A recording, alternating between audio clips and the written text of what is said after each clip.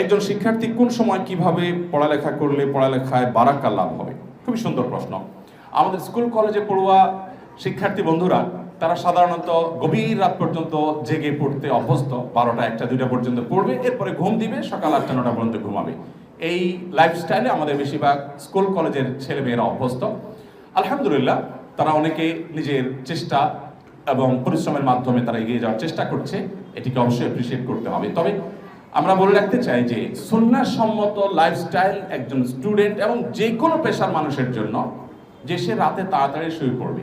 রাতে খুব গভীর রাত পর্যন্ত জেগে থেকে কোনো কিছু করার মধ্যে কল্যাণ নাই। আমাদের অনেকে দেখবেন রাত 12টা 1টা 2টা পর্যন্ত কাজ করে, সকাল 9টা পর্যন্ত ঘুমায়। ভাই, আপনি এশার পরে যদি ঘুমায় যান, যে 3 ঘন্টা 4 ঘন্টার সময় আপনি এশার পরে ব্যয় করলেন, এই সময়টা আপনি সকালবেলা দেন।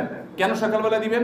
কারণ নবী করিম সাল্লাল্লাহু আলাইহি ওয়াসাল্লাম দোয়া করেছেন, আল্লাহুম্মা বারিক লি উম্মতি ফি বুকুরিহা, আল্লাহ ওর উম্মতের জন্য সকালের সময়টাতে বারাকা দান করেন। কোরআনে আল্লাহ রাব্বুল আলামিন শপথ করেছেন, ওয়াস-সুবহি